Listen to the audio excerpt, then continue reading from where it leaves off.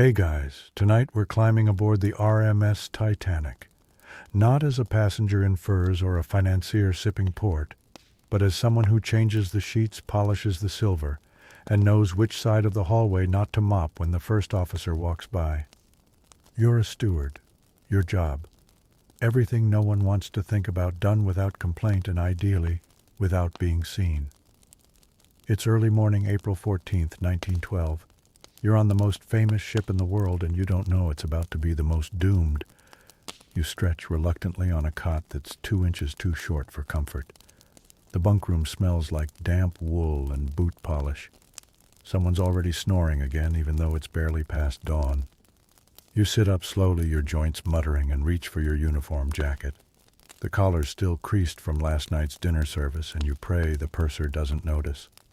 The brass buttons need a quick rub. You do it on the hem of your shirt, pretending that makes a difference.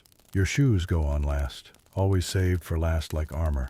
You stand tuck in your undershirt with military precision and nod to no one in particular. Time to work. The hallway is narrow and smells faintly of coal smoke and carbolic soap.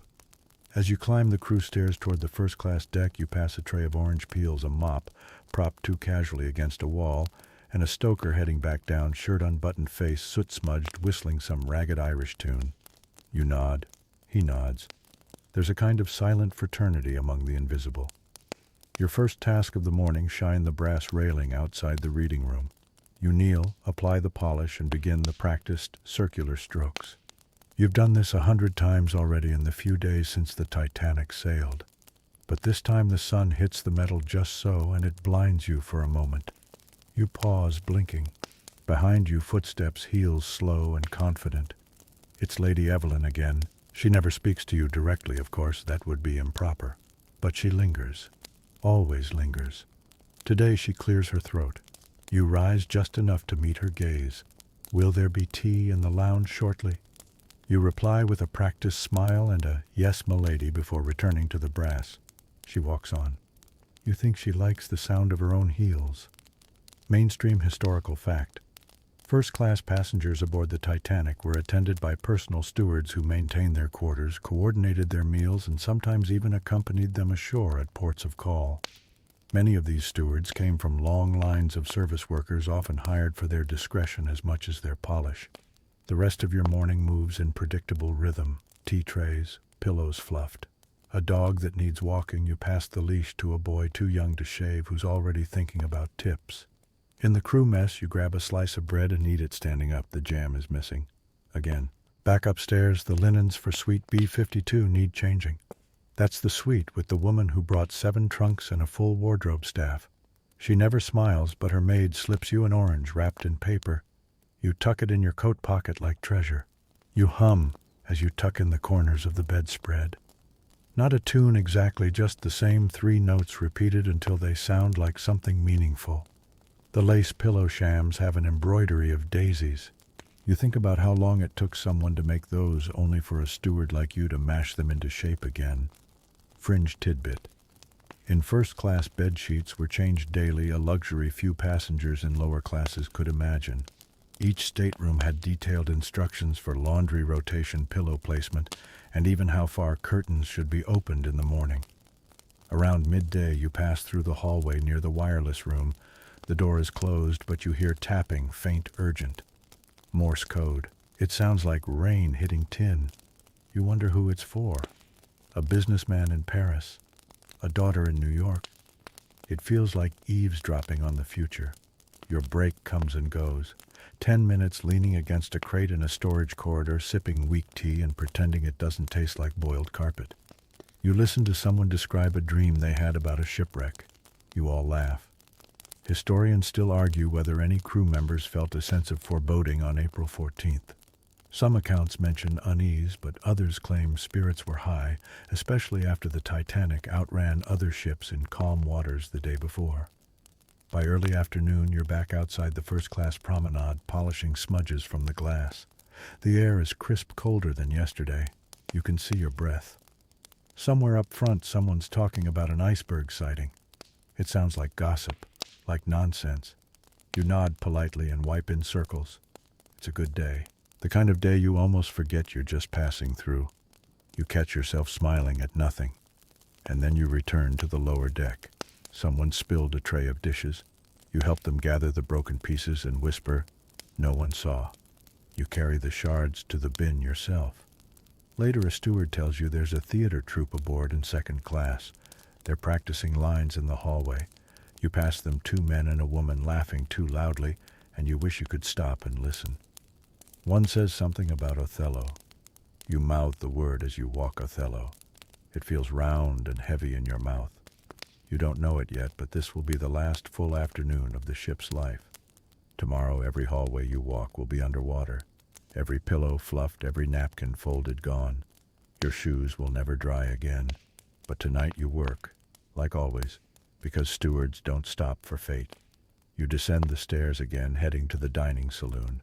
The plates need aligning. The bread rolls need fluffing. And the orchestra is starting to tune up. The clink of silverware becomes your background music as you move swiftly and quietly between the linen pantry and the dining saloon. The first-class passengers are already taking their places, gliding in like swans wrapped in silk-lace tailored suits and perfume strong enough to colonize entire cabins. You step around them like a ghost in a uniform, eyes down, spine straight. Your hands do the remembering, folding napkins into fan shapes, adjusting knives to a precise angle, brushing non-existent crumbs from the white cloth that's smoother than any bed you've slept on. Your feet ache already, and the dinner service hasn't even begun. You know how this goes. You know the order of things: hors d'oeuvres, soup, fish, entree, roast, salad, dessert, coffee, brandy. You also know exactly which passengers will ignore your presence until they need you, and which ones will talk at you instead of to you, hoping their bons mots will echo through your head like the final note of a piano sonata. Spoiler, they won't. Take Mr. Thistlewhite at table 9. He snaps his fingers when he wants water. You bring it without blinking. Then there's Miss Faulkner, who refers to her steward you as the quiet one when talking to friends. Tonight she's wearing a dress that looks like it's stitched from starlight. She won't remember your name, but she'll remember your timing if you refill her wine glass before it's half empty. Across the room, the head steward stands watch like a general before battle. His eyes miss nothing: crooked forks, undercooked lamb, beads of sweat on your temples. You nod at him as you pass. He doesn't nod back. That's how you know he saw you. You glide between tables like clockwork, careful not to bump a chair trip on a hem or be seen doing anything human. The room smells like butter and ambition. Candles flicker in their crystal holders, casting soft shadows that make everything look a little more romantic and a little less real. Mainstream historical fact. The Titanic's first-class dining saloon was the largest room on the ship, spanning the full width of the vessel. It could seat over 500 people and featured oak paneling, leaded glass windows, and electric chandeliers. Dinner often included over 10 courses, each delivered with rigid timing and decorum. You deliver consommé with practiced balance, ladle out asparagus tips like they matter, and wipe up a wine ring before the guest notices it. Somewhere in the room, someone laughs too loudly. Someone else gestures with a fork. You hear snatches of conversation about Paris, stocks, marriage prospects, dogs, and ironically how safe the Titanic feels compared to other liners. You keep a neutral face, always neutral. As the courses march on, your legs begin to blur beneath you. You feel like you're floating. The floor shifts with the rhythm of the sea, barely but enough. You've been at sea long enough to feel the difference between calm and false calm. You don't know why, but tonight the stillness feels louder. In the service corridor, you grab 10 seconds of solitude. Just 10. Enough to lean against the wall and press your eyes shut. Fringe tidbit. Some stewards were known to mark their shifts not by hours, but by which course they were serving and to whom. Beef Wellington meant you were halfway through hell. Peach Charlotte meant you could almost breathe again. You whisper that to yourself: Peach Charlotte, Peach Charlotte. It sounds like a secret spell. Someone bumps your shoulder. You jolt upright, straighten your jacket, and get back to the show. Out on the floor again, you notice a young couple at table 14. They're newlyweds, you think. She keeps looking at his hands like they hold all the answers. He's too nervous to eat, but you can tell he doesn't want to ruin the mood. You gently offer to wrap the rest of his roast in linen for a private supper later. He nods grateful. You smile once, just once, before slipping away.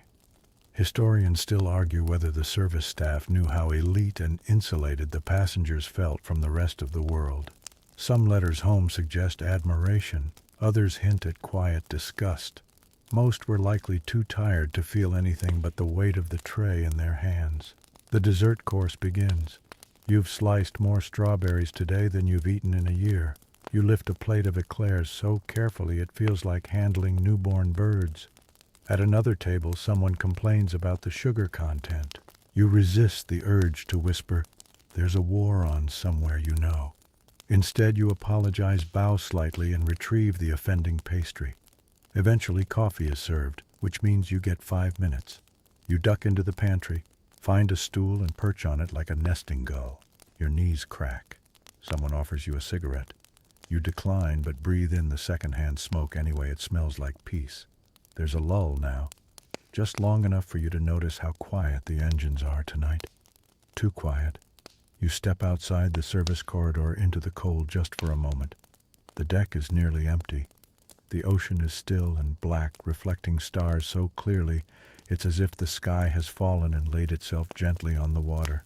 You exhale and your breath fogs in front of you. You rub your hands together.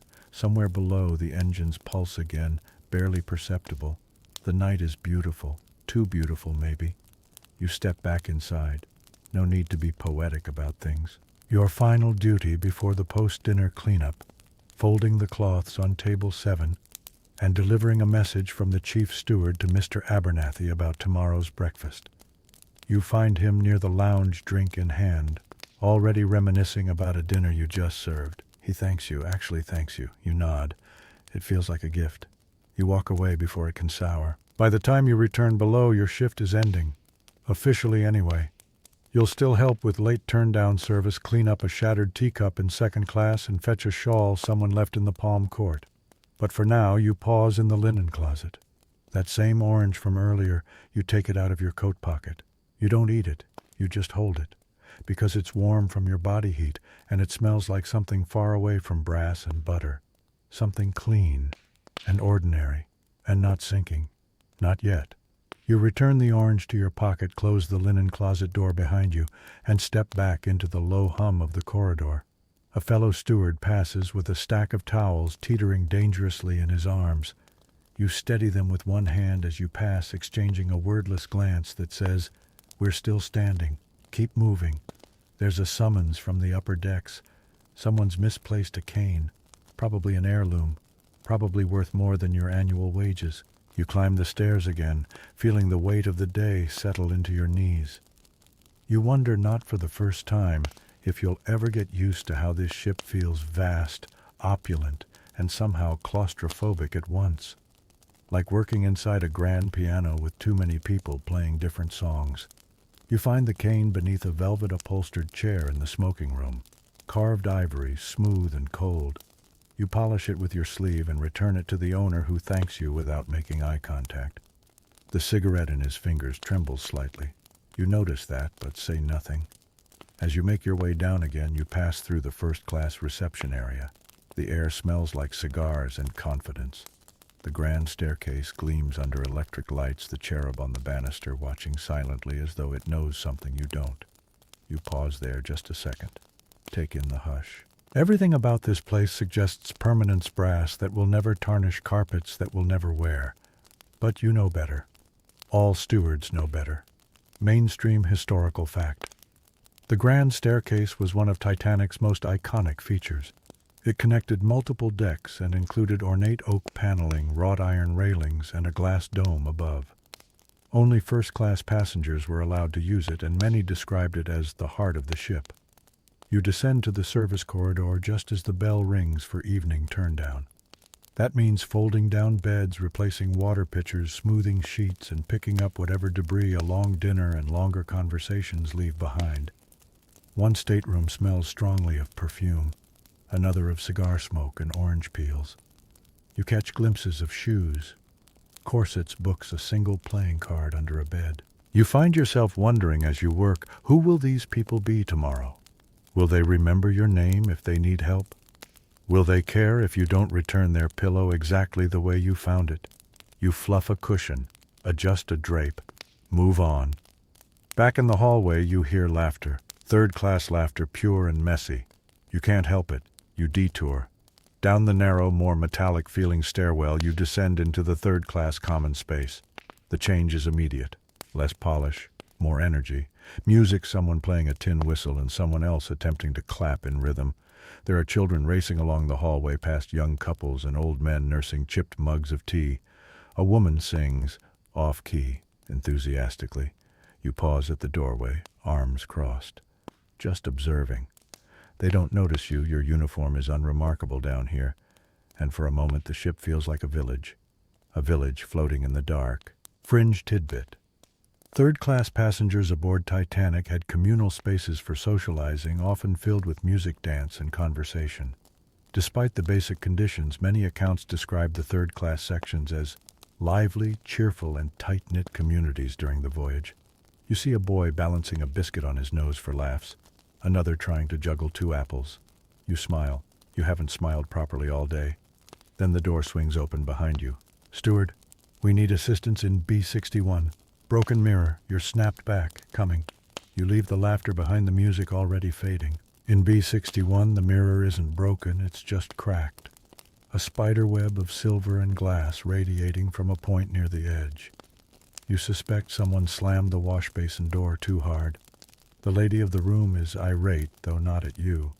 She's angry at her husband, who is quietly folding a pocket square and pretending to be deaf.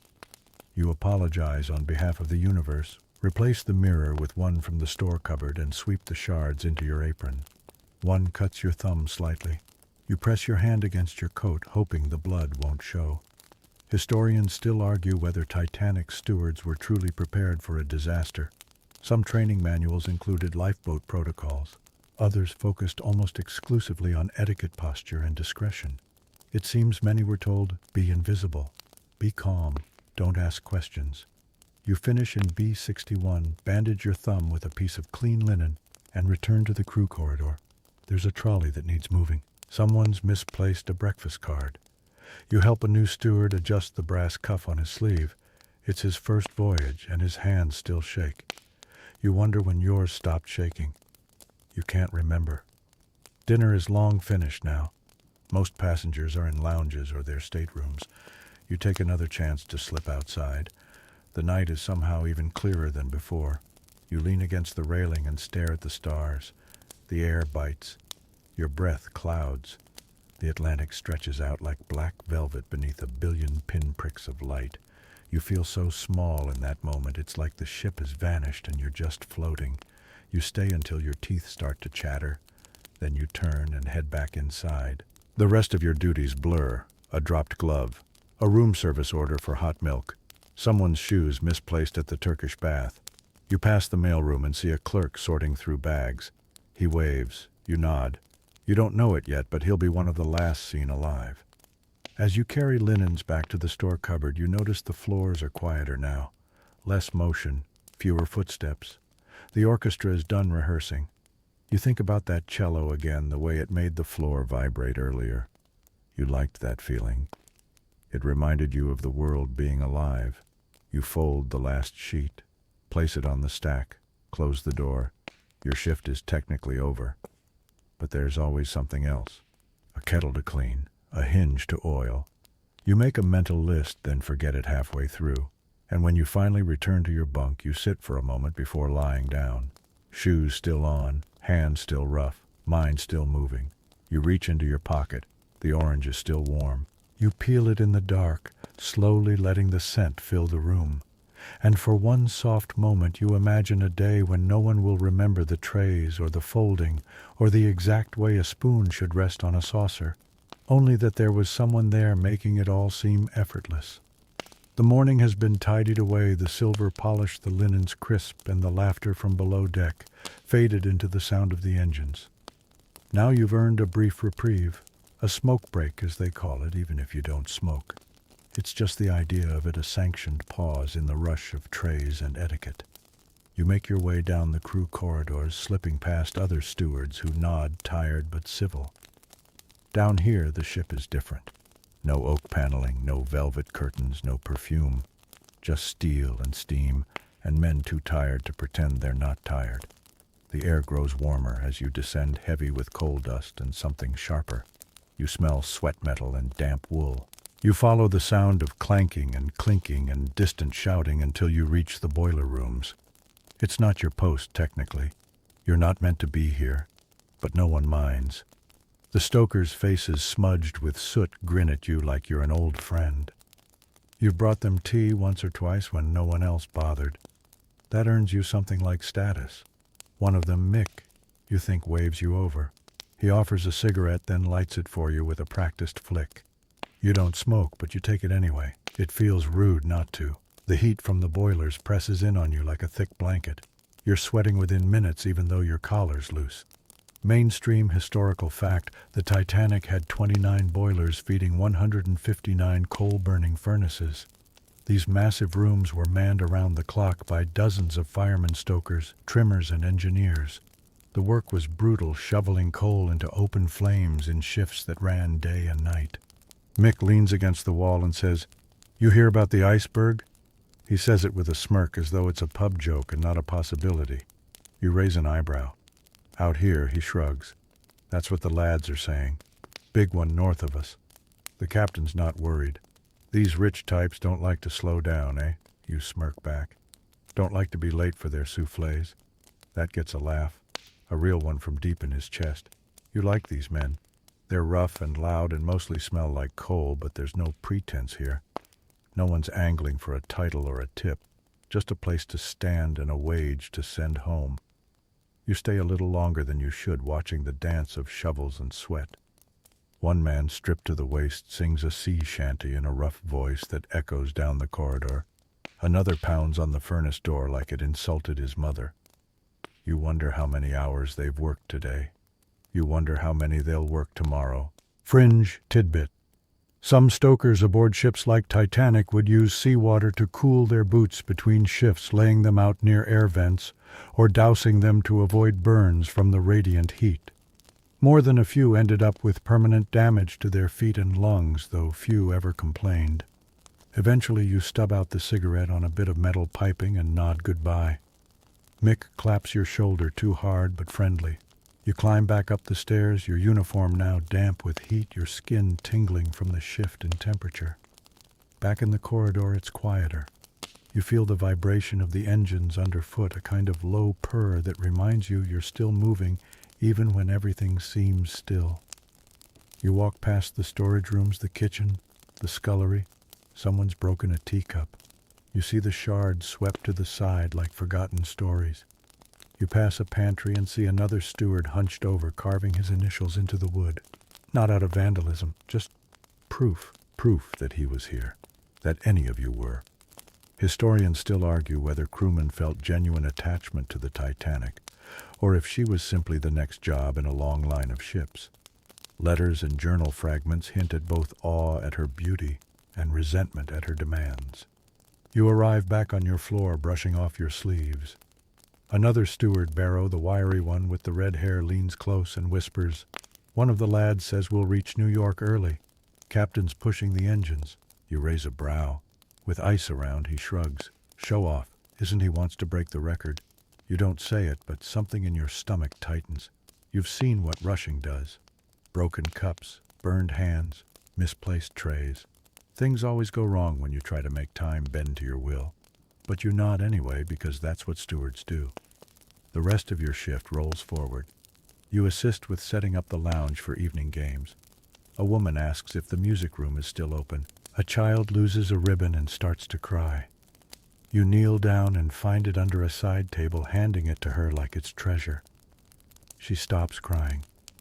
You feel like you've won something. You're about to return to your cabin when the band begins tuning. The music always stops you. Even when you're halfway to sleep, half dead from walking, the first notes of the cello pull at your chest. The violin follows sharp and sweet, and then the piano joins in like an old friend returning from war. You lean against the wall just outside the door to the music room. The band rehearses there daily, and they're good. Not just good mesmerizing, You could stand here all night. You probably will. You're not the only one. A steward from second class has paused too.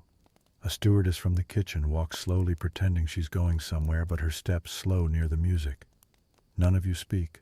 None of you move. You just listen. Mainstream historical fact. The Titanic's band, led by Wallace Hartley, famously played as the ship sank. The most often reported song was Nearer My God to Thee, though some survivors remembered ragtime tunes played to keep spirits calm.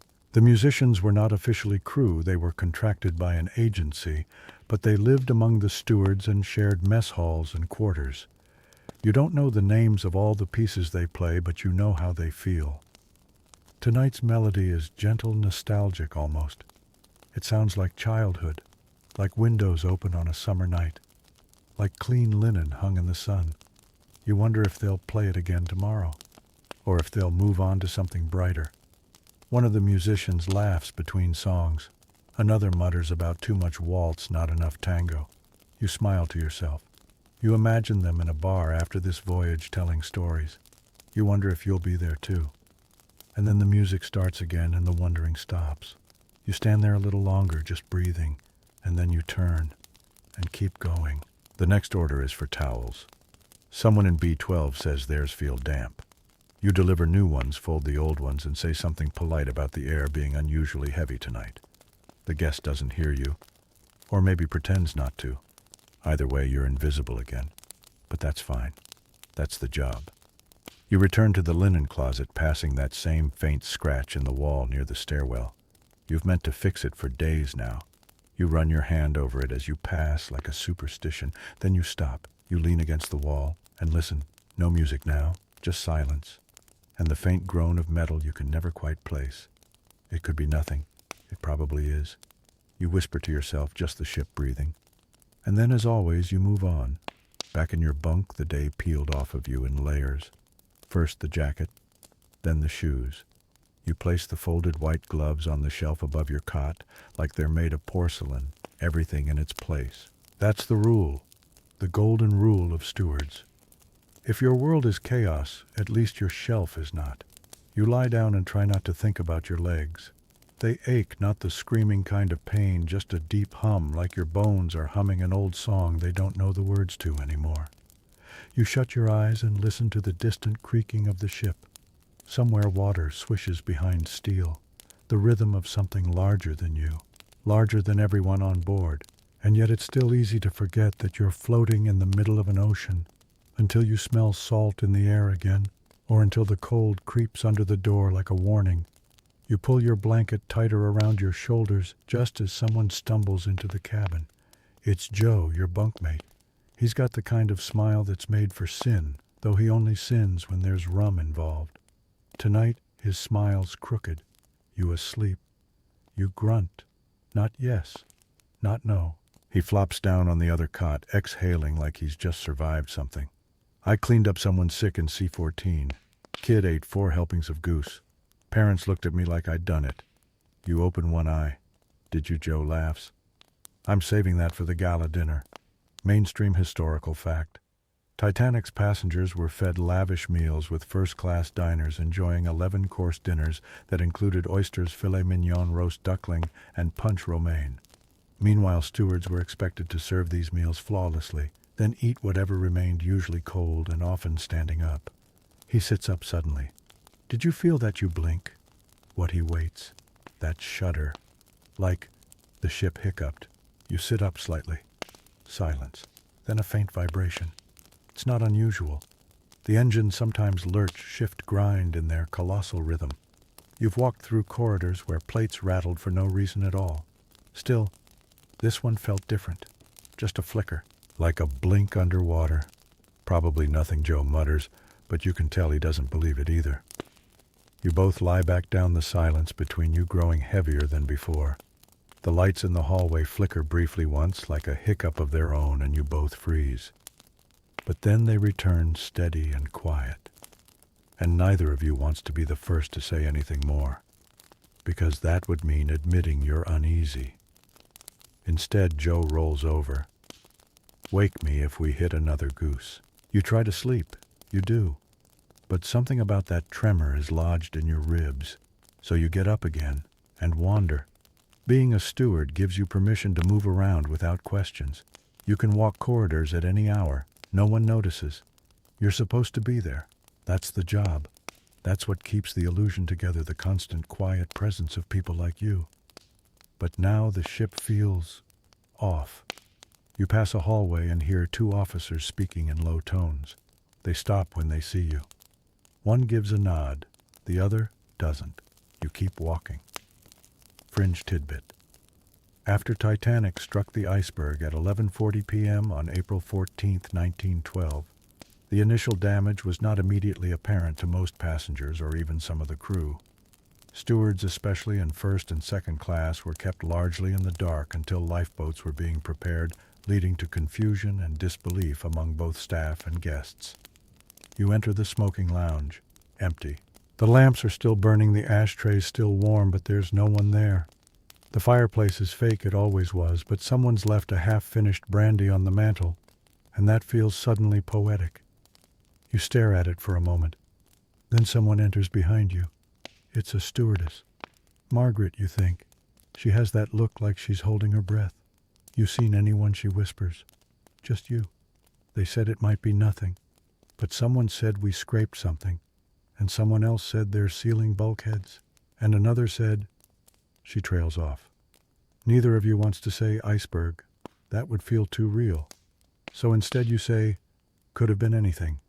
She nods but doesn't look reassured. Historians still argue whether the crew could have responded differently after the collision. Some say confusion reigned. Others insist there were clear protocols, but they weren't shared quickly enough with all ranks. What is clear is that communication, especially to stewards and stewardesses, was fractured at best. Margaret's eyes flicker toward the hallway. I'm going to check E-deck, just in case. Want me to come? She hesitates, then shakes her head. No, stay with the guests. Keep things calm. You nod, but you don't return to your bunk. Instead, you walk the length of C-deck. Everything is still tidy, still lovely.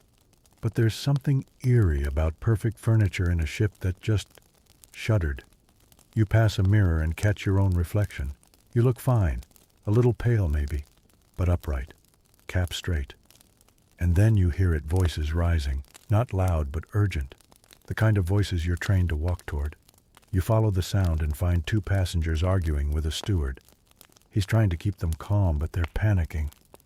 They say the floor feels slanted, that water is coming into the baggage room, that someone saw men carrying axes. You step in. You say the lines you've been trained to say.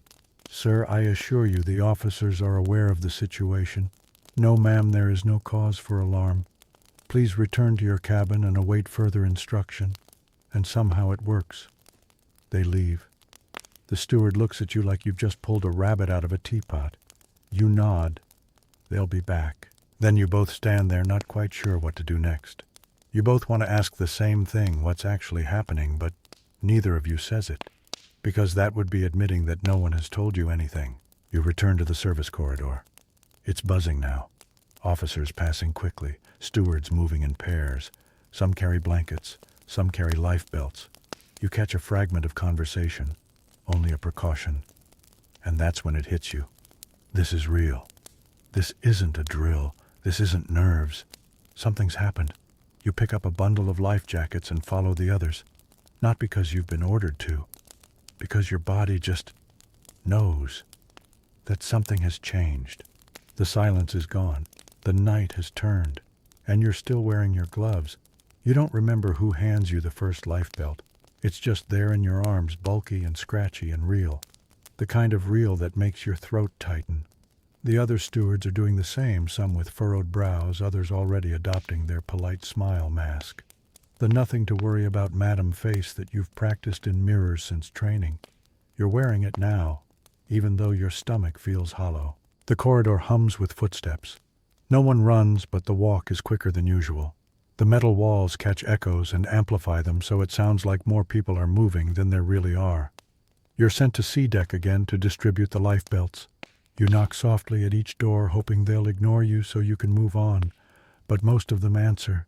Half-asleep silk robes wrapped tightly around their waists, confusion etched into their faces. Just a precaution, you say over and over again. The captain requests everyone put this on just until further notice. They obey mostly. Some even smile nervously, asking if it's part of some midnight drill. A few men chuckle and say they hope it doesn't wrinkle their cravats. One elderly woman takes your hand and squeezes it. You'll tell us if it's serious, won't you, dear? You lie. Yes, ma'am. But it won't be. Mainstream historical fact. After the collision, Titanic's officers hesitated to sound the general alarm, fearing panic. Stewards were quietly instructed to begin rousing passengers, especially those in first class, and to encourage them to dress warmly and wear life belts. The tone was calm, even dismissive, so most passengers remained unaware of the ship's true danger for nearly an hour. You move quickly now. Each knock gets harder. Each door feels heavier. You start to notice watermarks at the bottom of some stairwells. Not much, just a sliver. But it's cold and creeping. And yet music. From somewhere above deck, the band plays a jaunty waltz, because of course they do. Fringe tidbit. The band played upbeat tunes as passengers were loaded into lifeboats, including ragtime numbers like Alexander's Ragtime Band and Song d'Automne. Survivors later recalled the surreal contrast, cheerful melodies over whispered fears and the hush of the freezing sea. You follow the sound for a moment just to make sure it's not in your head. It isn't. They're standing in the first-class lounge now, playing like it's just another night. Their brows are furrowed hands, steady eyes occasionally scanning the room like they're trying to memorize it. You don't interrupt them, because something about that music is keeping people sane. You turn back to your corridor. At the far end, a couple is arguing. She wants to go back to the room for her jewelry. He's telling her to leave it. You step in. Ma'am, I'll personally see to it your belongings are safe, you say. She glares. You don't even know where I'm staying. You nod. But I'll find it. It's another lie. But you say it kindly, and it works. She nods once and boards the lifeboat. Historians still argue whether more passengers could have been saved if lifeboat loading had begun earlier or more assertively. Some crew members interpreted women and children first to mean women and children only. Others hesitated, waiting for orders. The chaos wasn't in the noise, but in the silence. You help lower the next lifeboat. It's your first time doing it. Your hands tremble not from fear, but from the cold. The rope jerks once, then slides, then jerks again. You watch as the boat sinks lower and lower, the women inside clinging to each other, mouths moving in silent prayer or curses or thank yous. A steward beside you mutters half full. You nod and move on, because what else can you do? Eventually, your legs take you back toward the crew quarters. You're not sure why. Maybe to check on Joe. Maybe just to feel something familiar. You open the cabin door. He's not there, but his cap is, folded, resting perfectly on the pillow, as if he laid it down carefully and walked away. You don't know why that gets to you more than anything else. You shut the door quietly. Back in the corridor, a stewardess is crying. Not loudly, just one of those tears that keeps sliding down her face while she keeps working. She ties life belts around children who don't understand, buttons coats on people who barely move. You hand her a wool shawl. She says thank you. You don't say anything. You're both too busy not falling apart. You pass the galley. The ovens are cold now, but someone has left out a pot of tea and a few stale rolls. You take one not because you're hungry, but because chewing gives your hands something to do. You chew as you walk. And when the silence becomes too thick, you whistle softly. A tune you can't remember the name of. One of those songs from the mainland that always makes you think of hills and dry land and shoes that don't slip on tilting floors. You're whistling when you hear the sound, a sharp crack, like something inside the ship just broke its spine. You freeze. Another steward rounds the corner. Forward deck's starting to tilt, he says.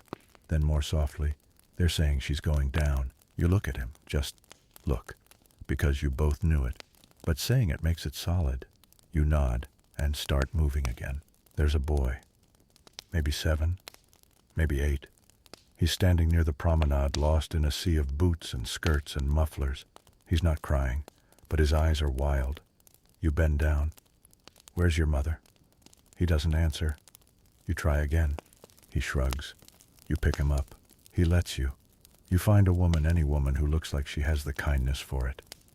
You place the boy in her arms, whisper, "His name is Tommy," even though you don't know if that's true. She nods and steps into the lifeboat. And now there's not much left. Just a few more boats, just a few more people, just the last flicker of the band still playing. Still, you help another woman over the railing. Your hands are raw now. The cold is eating into your sleeves. Your breath comes in clouds. And suddenly everything smells like the sea. Not salt, but something colder, like stone, like glass. You're not afraid yet. You're just tired. The deck tilts more. You grab a rail and watch as a tea trolley tips and crashes. Porcelain explodes against the deck like firecrackers. The band pauses, and then plays one last song. You know this one. You hum along. Your mouth forms the words without meaning to. Nearer, my God, to thee. You think of home, of bunkmates, of sea shanties and broken cups, of the old woman who squeezed your hand, and the cap on Joe's pillow. And then you keep working, because that's the job. The tilt is unmistakable now. Your balance compensates without thinking, knees bending slightly, arms adjusting like you've spent your life on a slope. The ship is groaning a sound deeper than metal, almost like breath. Like the Titanic herself is exhaling, resigned. There are fewer people on deck now. The last lifeboats dangle like empty swings on a playground. One or two still wait to be lowered, their canvas flaps flapping in the wind. You scan the crowd.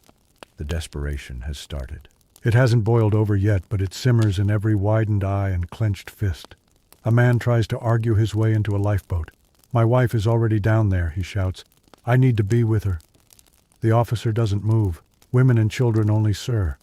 The man begins to cry, not loud sobs, but silent, tight tears. "She's pregnant," he says. The officer hesitates. You look away. You can't do anything about it. You find a new group, a few dazed passengers milling at the edge of the deck as if waiting for a signal from the sky. One asks you, "Is it true? Are we sinking?" You should say no. That's what you were taught. But instead you say softly, "We're loading the last boats now," which is close enough to the truth to hurt. Mainstream historical fact. As the ship's situation became undeniable, many stewards and crew were forced to choose between continuing to assist passengers or saving themselves. While some abandoned their posts early, many stewards remained on deck, ushering people into lifeboats until the very end. Their efforts saved countless lives and cost them their own. You help a young girl wrap a shawl around her shoulders. She's shaking more from fear than cold. You kneel and tie her shoes for her while you're not sure. Maybe because someone should. Her mother presses her close. You can see the woman's hands trembling. She won't meet your eyes. Fringe tidbit.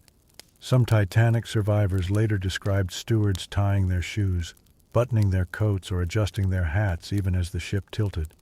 These tiny human gestures became vivid memories in the aftermath, etched in the minds of those who lived. You find yourself searching for familiar faces. Margaret, the stewardess, the boy from earlier, the elderly woman who squeezed your hand. But it's all moving too fast now. You hear a shout. They're locking steerage. You whirl toward the voice. It came from below, somewhere near the third-class stairwells. Another steward is trying to force open a door, but it's bolted. A group of third-class passengers are crowding behind it, men, women, children, their faces pressed to the glass, some banging, some just waiting. You run, you don't have a plan, but your hands move. You shout for a key. You grab an officer's attention. Historians still argue whether the gates to third class were locked to control the flow of passengers or to enforce class separation. Some claim it was a practical measure to prevent overcrowding. Others insist it reflected the social hierarchy of the time, sealing the fate of hundreds below deck.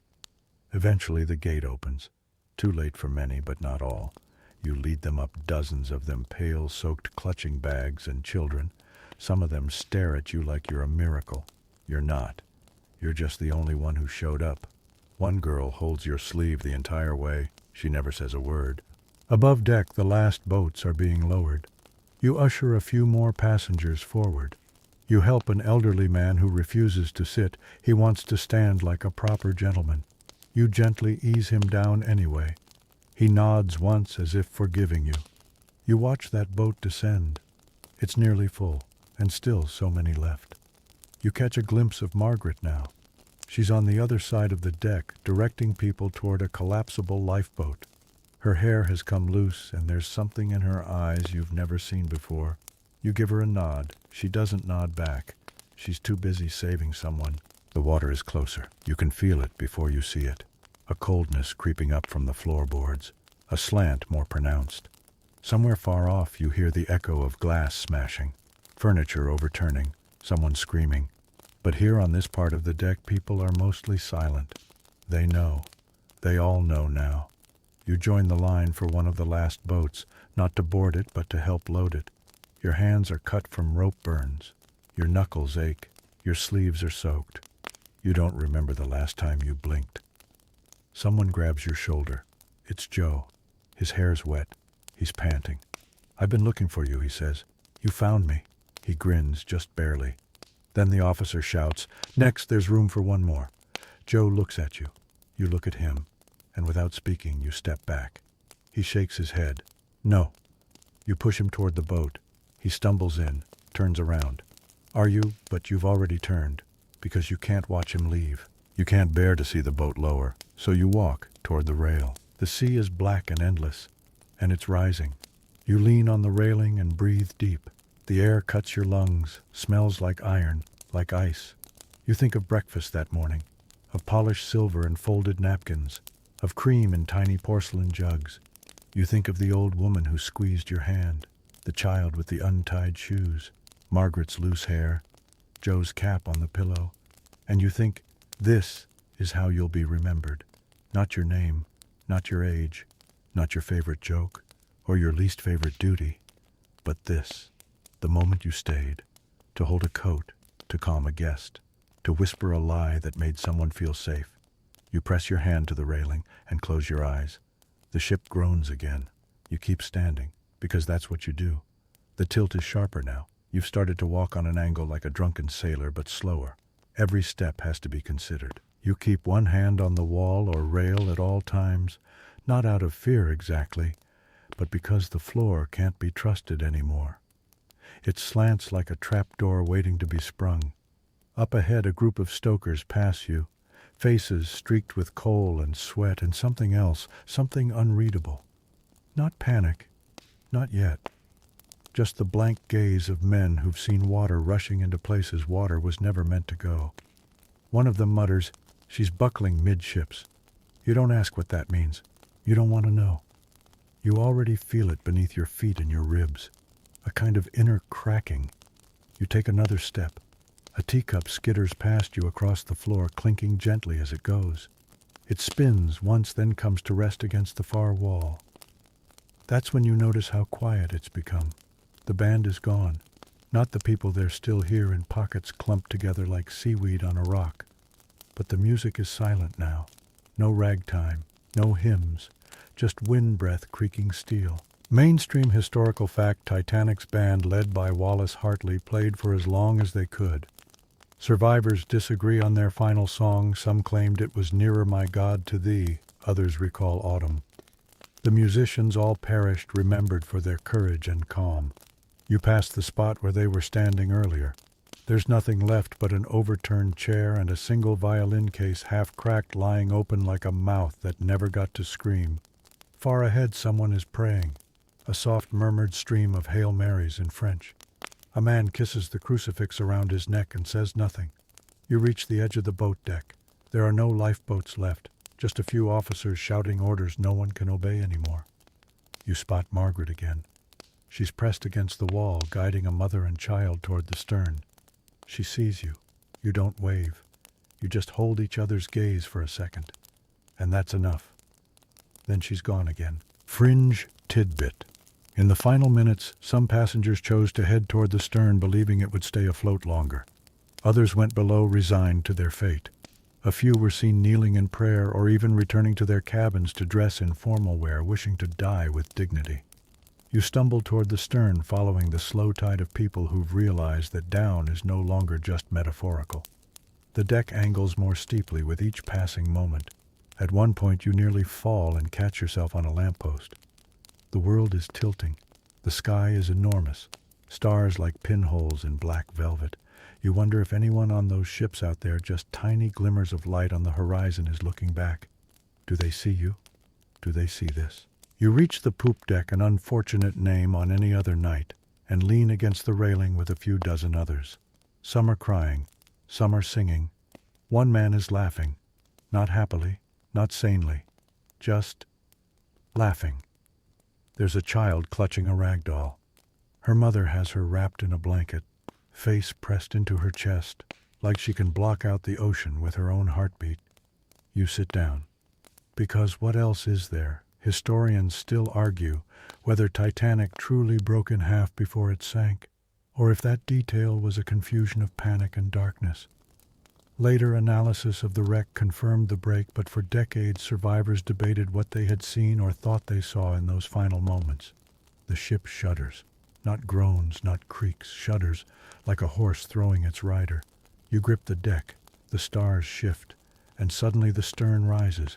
Not much, just a few feet, but it's enough to know the ship is breaking. There is no sound for this, just sensation, a feeling that something enormous is happening beneath you. The wood strains, the air tightens, you taste metal. You hear someone whisper, "Oh God," and then silence. Then the groan returns, a deep bone-thudding sound that comes from inside the world. You're not sure if you stand or if the deck just moves beneath you. People are screaming now, some jumping, some sliding. The ocean is no longer below. It's beside you, then above you, then everywhere. You try to hold on, but the ship lets go, and suddenly you're in the water. You didn't jump, you didn't fall, you were just taken. It's not cold at first, it's nothing. Then it hits. The pain is immediate, total, and unanswerable, like being stabbed by 1,000 knives and kissed by ice at the same time. You gasp, water fills your nose, your mouth, your ears, you kick, you rise. The surface is chaos, screams, splashes, bits of wood and luggage and arms and voices calling names that will never be answered. You see a deck chair float past, then a hat, then someone's glove. You grab at anything. Your fingers find a crate. You cling, you cough, and you breathe. Barely. Fringe tidbit. The water temperature the night Titanic sank was just below freezing, around 28 degrees Fahrenheit, 2 degrees C. In such conditions, survival time was estimated at 10 to 15 minutes before hypothermia set in. Most deaths were not from drowning, but from cold. You float. Somewhere to your left, a man is reciting psalms. His voice is steady. To your right, someone is singing an old lullaby. You try to hum along, but your lips don't move right. Your fingers are numb. You drift and drift and drift. Historians still argue whether more lives could have been saved if Titanic had carried enough lifeboats, or if better training and quicker response could have changed the outcome. But here in the black water, none of that matters. Only breath matters, only floating, only the heartbeat pounding in your ears. You close your eyes.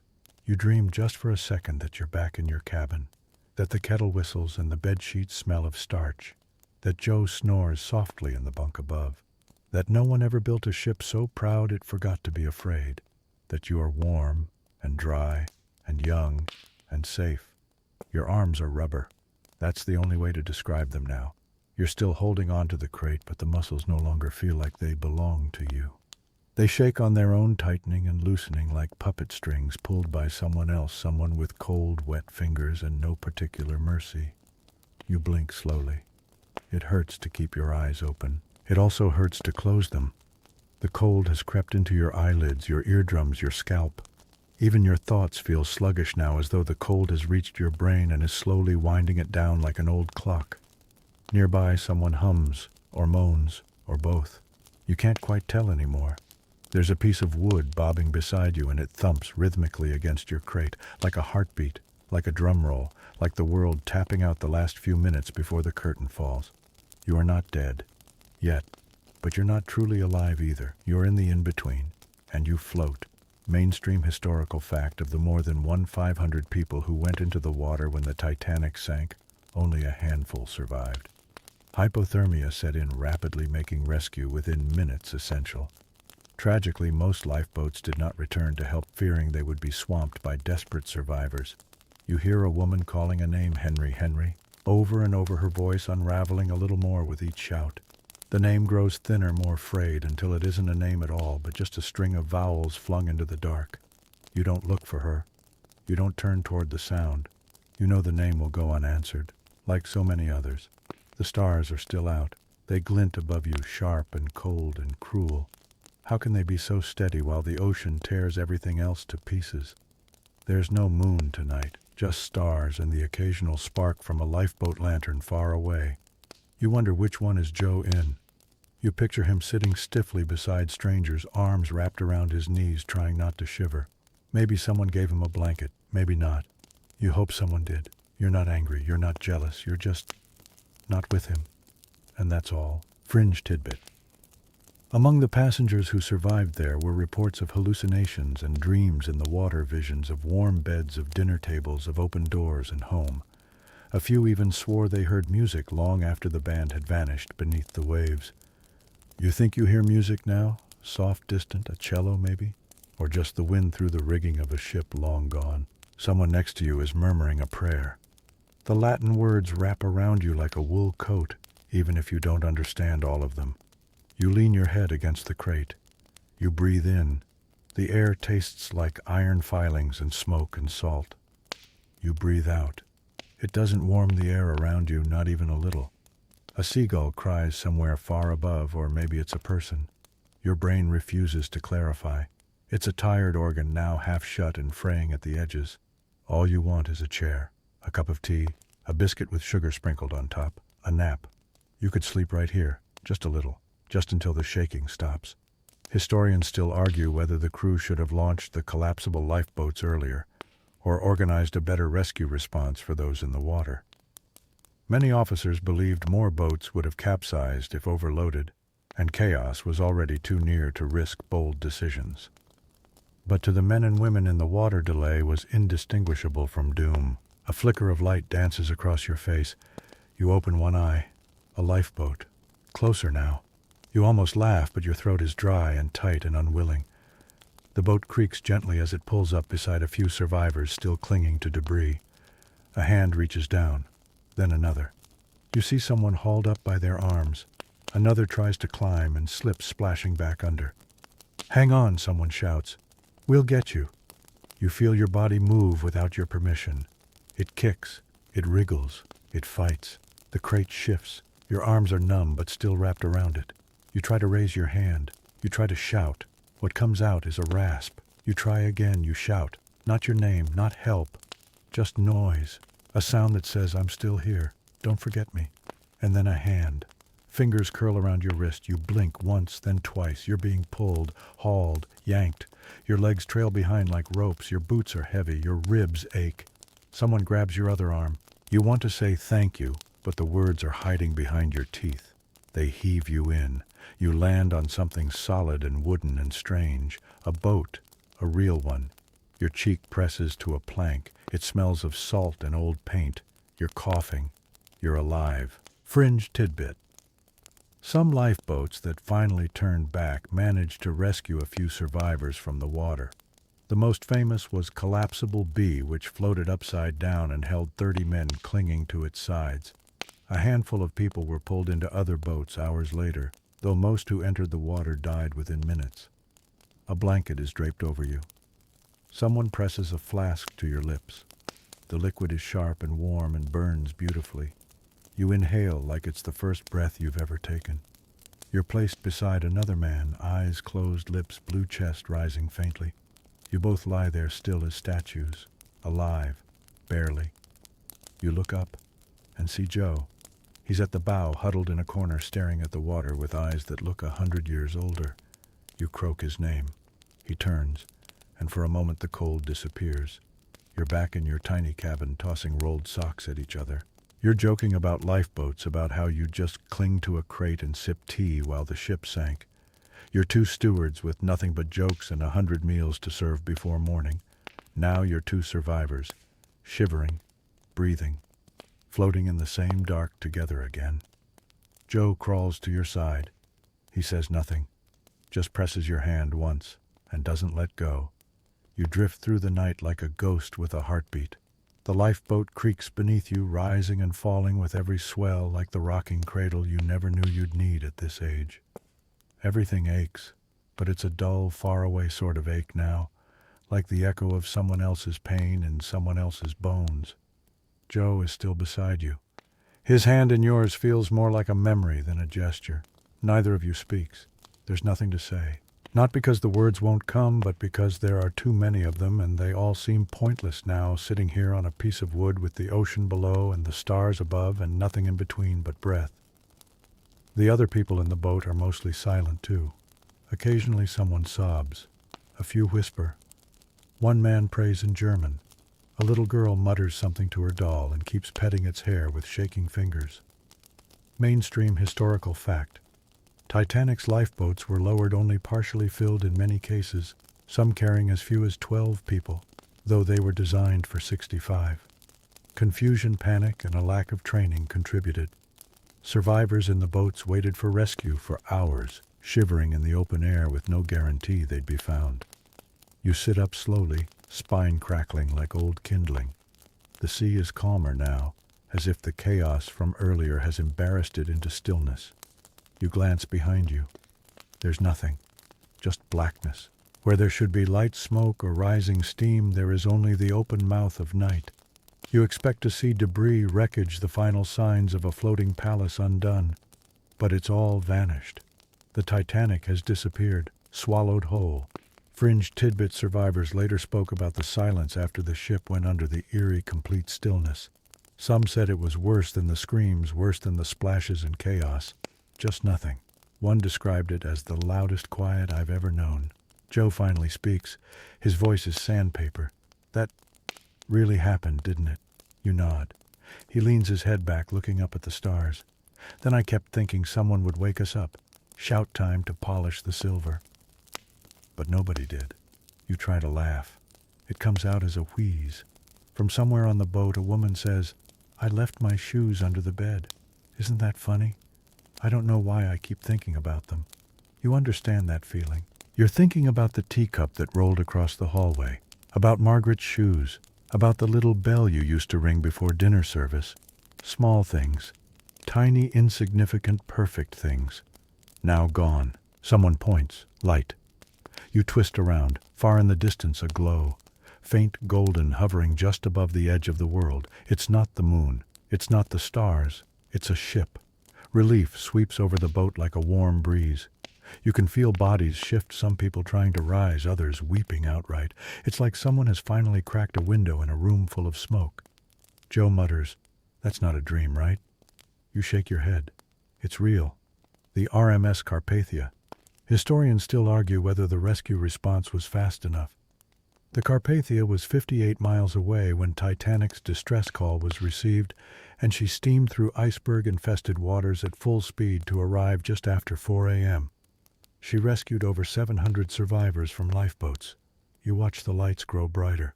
The boat around you begins to stir more urgently now. Blankets pulled tighter. People straightening themselves. Mothers brushing off their children's faces as though they were getting ready for a portrait.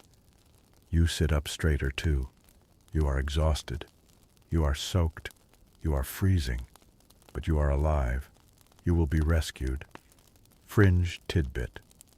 The Carpathia's crew served soup and warm drinks to survivors, many of whom were too numb to even hold the cups properly. Some of the survivors, still in shock, clung to lifebelts and ship debris even after being pulled aboard. The lifeboat creaks louder now as it brushes gently against something larger. Arms reach down. Ropes are dropped. Joe nudges you. Up you go, mate. You grab the rope, fingers raw and clumsy. You climb, slowly, stupidly, like a puppet trying to dance. You reach the top. Hands grab you, pull you, lift you. You're aboard. Solid ground. Deck. Not a grand staircase, not white linen, but blessedly stable, blessedly dry. You fall to your knees and kiss the floor. Someone wraps a blanket around your shoulders. Someone else presses a mug into your hands. Hot liquid. Broth tea. You don't care, you drink it, it burns. It's heaven. Joe is next to you again. He looks at you, then breaks, tears down his face. He doesn't sob. He just leaks like a kettle left too long on the flame. You lean against him. Neither of you speaks. You are no longer stewards. You are not men in livery trained to vanish behind the sparkle of silver and brass. You are just two men on a ship, two survivors, two stories that didn't end last night. Mainstream historical fact. Once aboard the Carpathia, survivors gave statements, were offered clothing and food, and some even tried to search for other lifeboats. Many were in shock for days. Some never spoke of the event again. Others retold it for the rest of their lives. As the Carpathia begins her slow turn toward New York, you glance over the rail. The sea is calm again, indifferent, cruel, beautiful, like it never happened.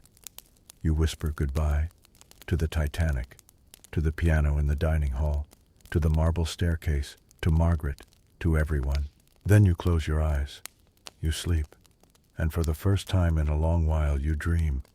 You wake to motion, not the sharp jolt of a sinking ship, not the sickening tilt of a lifeboat on waves, but the steady, rhythmic pulse of an engine humming beneath your back. You are wrapped in something warm. A wool blanket, scratchy but deeply comforting, smells faintly of peppermint and boiled potatoes. The sky is no longer a ceiling of stars. It's gray now, clouded, muted, and comforting in its dullness. The kind of sky that doesn't make promises, the kind that lets you rest. You sit up slowly. Your legs are stiff. Every joint complains, but nothing is broken. You're alive. You glance to your side. Joe's still asleep, one hand tucked under his chin, the other resting on his knee like he fell into sleep mid-thought. He looks older today, not in years, but in weight, in everything he had to carry overnight. You stand. Your boots squish. The inside of them is still wet. Of course they are. Mainstream historical fact. Survivors aboard the Carpathia were quickly triaged by the crew, sorted by health injury and need. Many had frostbite, hypothermia, or emotional trauma. Blankets, tea, and basic medical attention were given as soon as people boarded. The deck is surprisingly quiet for a ship that just absorbed hundreds of survivors.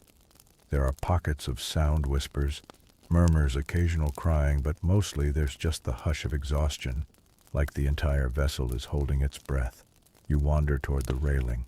The sea is still there, unchanged, still black, still deep, still pretending it didn't take anything from anyone. Behind you, someone says softly, "You were one of them, weren't you?" You turn. A woman bundled in a coat far too large for her stands a few paces away. Her face is pale and puffy from sleep and tears, but her eyes are sharp. You nod. She nods back. Then both of you just stare at the water. Down in the mess, the smell of broth and wet wool hangs in the air. People sit shoulder to shoulder at long tables. Some eat, some don't. One man just stares into his mug like he's reading his fortune there. You get a bowl of soup. The spoon rattles slightly in your grip. Your hands haven't entirely stopped shaking. Joe finds you there. He sits beside you. Neither of you says good morning. What would be the point? Fringe tidbits. Some survivors refused food for days. Others devoured everything in sight. One child, having lost both parents, asked for nothing but oranges and refused to speak until landing in New York. Joe nudges your elbow. Remember when we made fun of the captain for not learning the dinner schedule? You nod slowly. He didn't care what was being served, Joe mutters. I bet he knew the ship couldn't keep it all running on time forever. Knew something would go wrong. You stir your soup, maybe you say. Or maybe he thought it always would run. Historians still argue whether Captain Smith was overly confident. Joe continues, voice dropping to a whisper as if mocking one of your old lectures. Some say he went down with the ship to preserve his honor. Others think he panicked at the end. No one agrees. You glance sideways. Is that what we're doing now? What, playing historians? Joe cracks a smile. Well, someone has to. I didn't haul silver trays around for 6 years just to stop telling stories. You smirk. Then you both eat in silence for a while. Later, in the corner of the smoking room turned makeshift infirmary, you watch as a young boy is tucked in beside an older woman. She isn't his mother. but she holds his hand like she wishes she were. You ask one of the Carpathia's crew if there's anything you can do to help. He raises an eyebrow. You a doctor? No. Got medical experience? No. Can you carry things? You nod. Then start with these blankets. He doesn't say thank you. You don't need him to. You move through the ship delivering wool, throws extra soup towels. Sometimes you hold someone's hand. Sometimes you sit quietly and just listen to them breathe. A young girl with frostbitten toes whispers that she saw the band playing even as the water came over their shoes. You nod, though you weren't there to see it. You want her to believe it mattered that someone saw them. A man wrapped in a shawl leans close and says, I never liked boats. Never. But I boarded anyway. Wanted to impress someone. He doesn't say who, you don't ask, you just listen. Mainstream historical fact. The Carpathia took about 3 days to reach New York, slowly weaving through icy waters. Survivors on board formed temporary families sharing clothes stories and the act of simply surviving. Newspapers around the world printed passenger lists. People waited at docks, desperate for news. You don't know what waits for you in New York. You don't even know if anyone is expecting you. You're a steward. You had no family in first class. No luggage. No fancy future waiting at port. Just a job that no longer exists, and a friend. Joe dozes nearby, finally clean, warm, and dry. You have no idea what you'll do next, but for now you're content to rest. You're safe. You're warm, and the ship hums beneath you like a lullaby made of steel. The morning rolls in quietly, smothered by thick gray clouds, and a sea that refuses to reflect. There is no sun to mark the passage of time, only the steady drone of the Carpathia's engines, the creak of shoes on deck, and the occasional sob that no one looks directly at. You and Joe sit side by side near the rail again. Neither of you has shaved. Both of you have been wearing someone else's borrowed clothes for nearly 2 days now. Your new coat smells like old pipe smoke and cloves. It's too big in the shoulders and the buttons are mismatched, but it's warm, and that's all that matters. Well, Joe says, exhaling slowly, we're halfway to a new life now, aren't we? You don't answer right away, because you're not sure.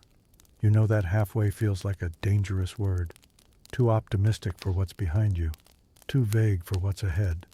I guess so, you reply finally, though I don't know what that life is. Joe shrugs. Nor do I. But I think I'd like to start it by eating something not floating in broth. That actually makes you laugh, soft and hoarse, but real. Mainstream historical fact. When the Carpathia approached New York, word of the Titanic's sinking had already spread. Reporters, relatives, and rubberneckers gathered in droves. Survivors described it as overwhelming even more than the silence at sea. A steward approaches you. His uniform is crisp, his tone matter-of-fact. Names, he says. They're collecting them below. Passenger logs, survivor records. The captain wants every single person accounted for before we dock. You nod. Joe follows suit. But when you step down into the stuffy parlor where lists are being written by hand, page after page of names scrawled in every possible spelling, you hesitate. The man at the table doesn't look up. Name you glance at Joe. He looks at you. You both give your names. But it doesn't feel like enough. Because there are names that won't be written. People you knew by sight, by voice, by habit, but never by name. The woman who always asked for extra sugar in her tea. The teenage boy who polished boots better than anyone else. The man in third class with the bad cough and the beautiful singing voice. Gone. Fringe tidbit. Many survivors went unrecognized in the initial manifests due to misspellings, lack of proper documentation, or simple confusion. Some were mistakenly listed as dead. A few even assumed the identities of others to disappear into a new life. Joe later tells you, I almost gave them a different name, just for the thrill of it. You raise an eyebrow. He smirks. Imagine it. Start fresh. Be anyone. You smile, but it fades quickly, because you still feel like a steward, like a pair of white gloves with no hands in them. That night, someone starts humming near the bunks. At first, it's just a soft vibration through the boards. Then another person joins in. Then another. It takes you a minute to realize it's nearer my God to thee. You don't join. You can't. Because when the music starts, you think of the band again, the ones who played as the water swallowed them note by note. Historians still argue whether that was truly the final song. Some survivors claimed it was a ragtime tune, others swore it was a hymn. What's certain is that the band kept playing until they couldn't. You sit quietly and just let it wash over you. Joe is asleep nearby, curled toward the wall, mumbling something about towels and broken plates. Someone sneezes. Someone else laughs. A baby cries, and the ship keeps moving.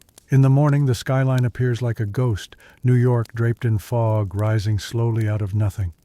It looks too solid to be real, like something from a postcard. You join the others at the rail. There's no ceremony, no applause, just silence.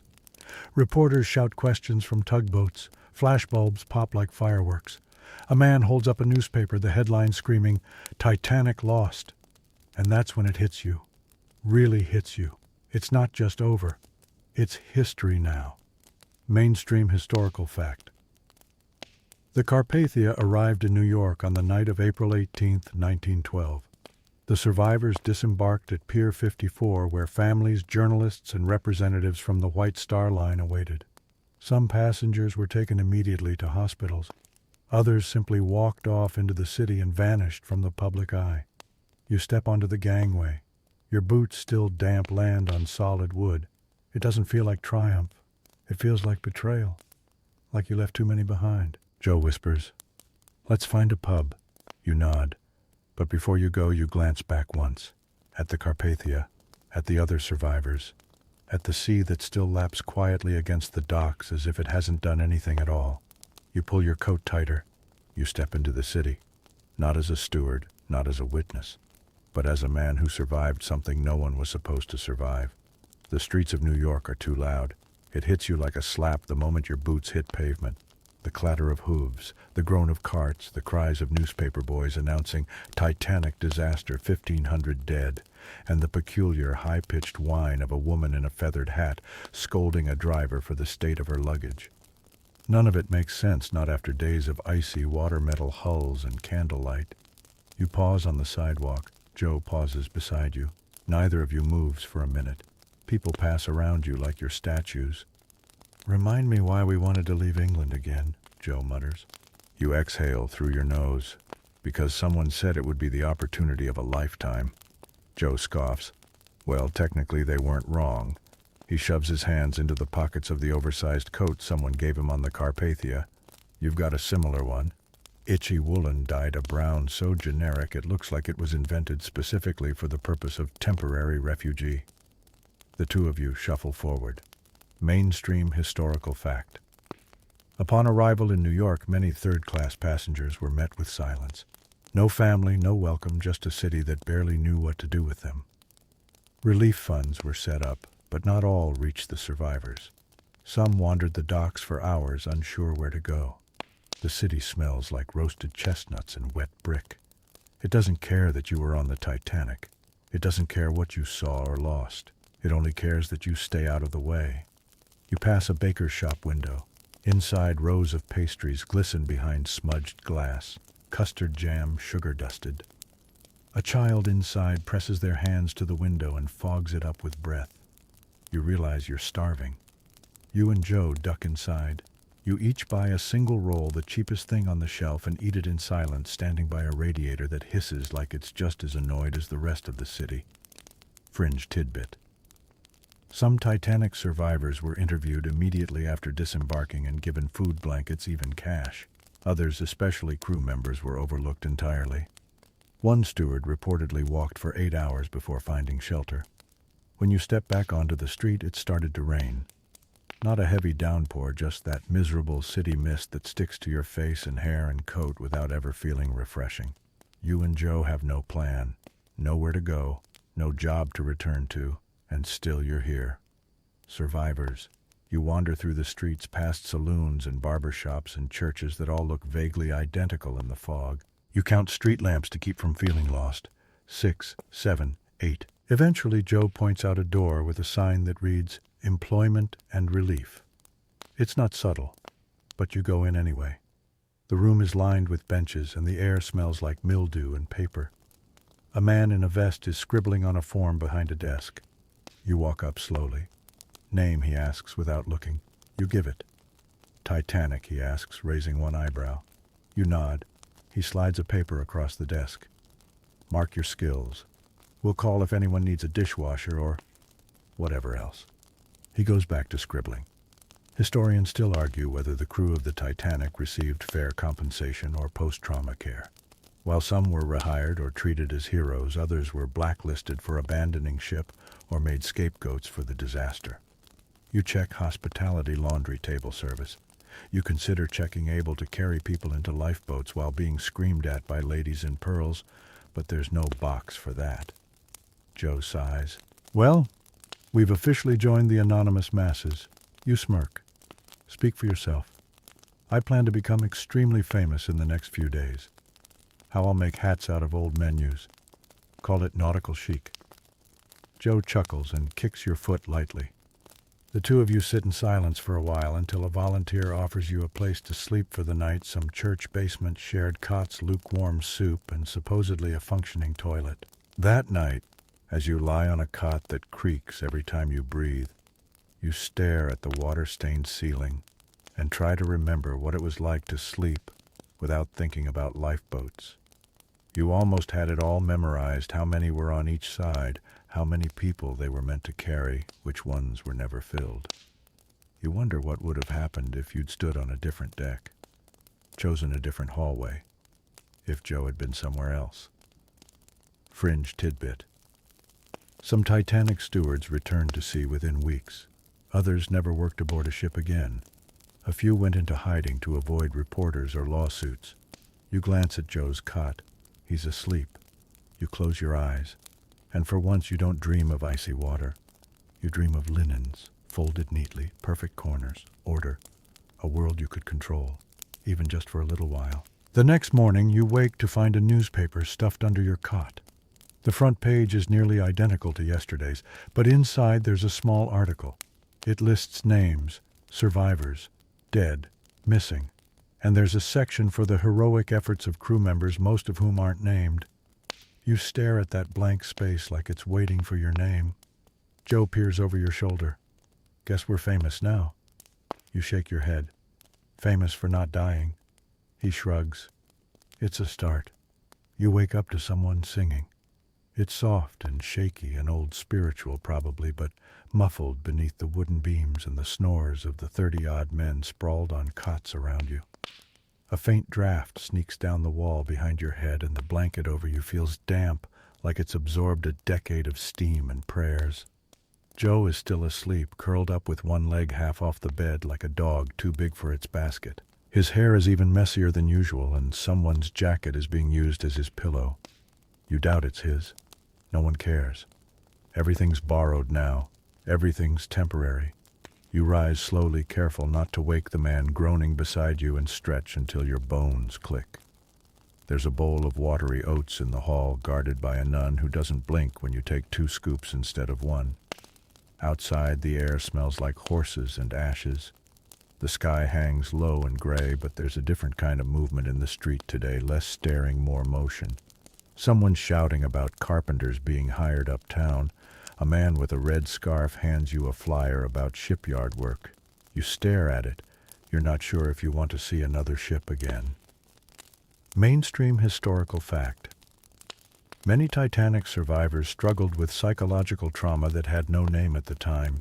What we now recognize as PTSD was then often ignored, dismissed, or seen as weakness. Some survivors never again spoke of the event. Others relived it every day for the rest of their lives. You fold the flyer and stuff it in your pocket. Thinking of going back to sea? Joe asks, appearing beside you with a crust of bread in one hand. Not particularly. He nods like that's the answer he was expecting. You both walk, not really sure where to go, letting the city push you forward like a tide. Everything smells of coal smoke and river rot and wet laundry. The next hour is a blur of offices and rejection. Your accent doesn't help, neither does your coat. One man calls you shipwreck boy and asks if you saw the iceberg with your own eyes. No, you reply flatly, I was too busy trying not to die. He doesn't offer you the job. Joe mutters, maybe we should open a bakery. Sell ice-themed pastries. Call them unsinkables. You crack a smile despite yourself. Fringe tidbit. In the months after the sinking, Titanic-themed souvenirs, songs, and even food items became wildly popular. One cafe in Chicago sold iceberg lettuce salad as a cheeky tribute. The irony was lost on no one who had actually been there. Later, the two of you end up in a soup line. A reporter shows up with a camera. You duck your head. Joe leans into your ear and whispers, "Smile for the papers.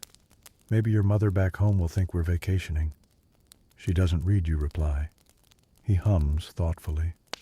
"Then I guess you'll never know you became a minor celebrity in an entirely avoidable tragedy." You reach the front of the line. The soup is lukewarm. The bread is yesterday's. You both eat it like it's the best thing you've ever tasted. When you finish, you look around. You start counting. Not people. Doors. Tenement doors. Windows. Porches. You tell yourself that if you can find one, just one, you might sleep there without strangers breathing beside you. You might hang your coat on something that isn't a nail in a church wall. Historians still argue whether Titanic survivors were adequately supported after arrival. Some received temporary aid, but many, especially lower-class crew members, faded into obscurity, scraping by in the shadows of newspapers that only printed the names of millionaires. By the third day, you find a man willing to pay you to haul crates down at the docks. The pay is low. The hours are worse. But the rhythm is familiar. Lift, stack, repeat. You've always been good at pretending not to be tired. Joe finds a job cleaning windows at a hotel that doesn't know or care that he once served roast duck under chandeliers. In the evenings, you meet on a bench overlooking the Hudson, counting steamboats as they pass, and ranking them based on how much they look like they might sink. That one definitely doomed, that one too arrogant, that tiny one barely keeping pace might just survive. You fall into a rhythm of anonymity, of aching backs, blisters, and borrowed boots. One night a man sitting next to you on the bench strikes up a conversation. "You boys hear about the Titanic, you both freeze." Joe answers first. "Little bit." The man chuckles. "You know, my cousin swears he knew someone who got off early in Ireland. Says the ship was cursed." You nod politely. Joe says, "Sounds lucky." The man shrugs. "Or smart. He never realizes who you are. You never tell him. Because what would be the point? You don't want to be that story forever. You just want to be someone else." Back at the church shelter, someone steals your boots. You go to sleep with them under your cot and wake to find them gone. It feels oddly personal. You limp through work the next day, feet wrapped in rags and soaked in the river's edge. When Joe sees, he doesn't say anything. He just leaves and returns 2 hours later with an old pair, scuffed but solid. You don't ask where he got them. You just nod. The soles are thick and the heels are worn unevenly, so you walk with a slight tilt. But they fit. That night you dream again of the dining room, of crisp linens, of the sound of silverware clicking in unison. You wake with your hands clenched like you're still holding a tray. Another morning, another line. You and Joe stand outside the immigration hall, shivering in the long, slow shuffle of bodies waiting to be processed again. Your papers are already stamped, but someone told you there might be better work if you can get into the union list, or register for housing, or sign some form whose real purpose is unclear. It doesn't matter. You just nod when told. The woman in front of you smells faintly of lavender. The man behind you coughs so violently you worry something will fall out of him.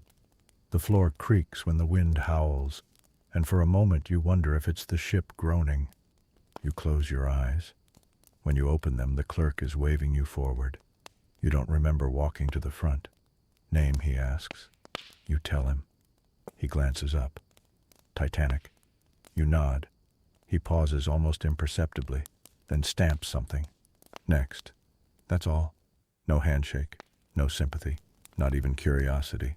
Just the stamp, the next, the shuffle of progress. Mainstream historical fact. Crew members of the Titanic were interrogated and debriefed after arrival, some formally by British authorities, others informally by curious Americans. A few were treated as minor celebrities for weeks before the world moved on to the next story. You and Joe leave with another paper tucked in your coats, the value of which you're still unsure. "Good to know our trauma makes excellent Q credentials," Joe says. You snort. "Do you think it'll ever stop being the first thing people see when they look at us?" Joe pretends to consider it. Well, if we live to be 90, we can just pretend we were too young to remember it. You grin. I'll tell people I was the baby on the lifeboat who grew up to be very angry. That afternoon, you work unloading crates again. This time it's barrels of pickles. The brine leaks through the wood and coats your hands with salt and vinegar, which stings the cracks in your knuckles and makes your stomach growl. For a moment you wish you were back on the Titanic, sneaking an extra biscuit between courses surrounded by velvet curtains and gleaming brass. Then you remember the cold, and the lifeboats, and the way the deck tilted slow at first like a bow before the real terror began. You rub your hands together until the sting fades. Fringe tidbit. Some Titanic survivors claimed that for months after they couldn't bear the sound of anything metal striking wood. Others were haunted by the scent of cold sea air or the ticking of clocks at night, tiny triggers that pulled them back to the sinking in an instant. After work, you and Joe walk the long way home, if a church basement still counts as home, past the river where steamships honk their way into dusk. You pause by a railing and watch one glide by. You imagine the people on board warm and dry, sipping broth and reading newspapers that probably still mention the ship you can't stop thinking about. Would you go back? You ask. Joe doesn't answer right away. I don't think I can, he finally says. You understand. You don't want to either. But you both know you might have to. There aren't many other options. Later that week, something strange happens. Someone recognizes you, not by name, not by face, but by the coat.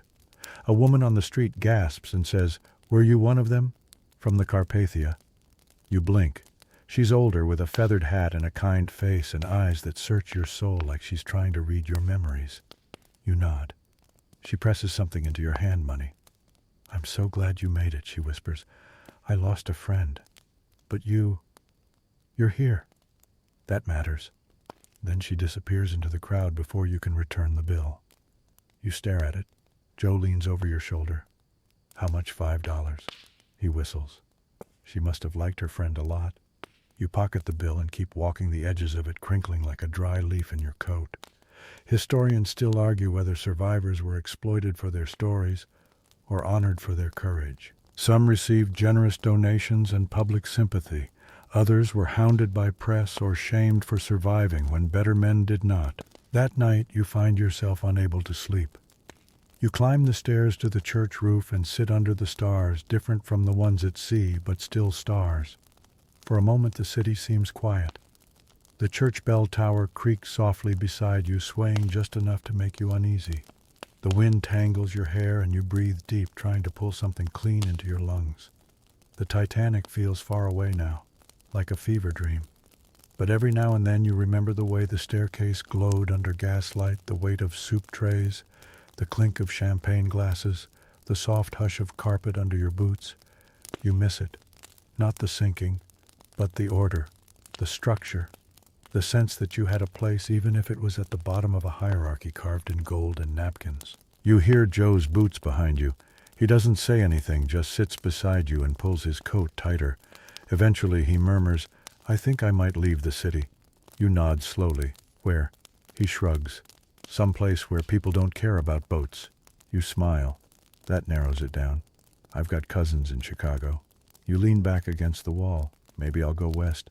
Find somewhere that needs waiters and doesn't ask questions." Joe bumps your knee with his.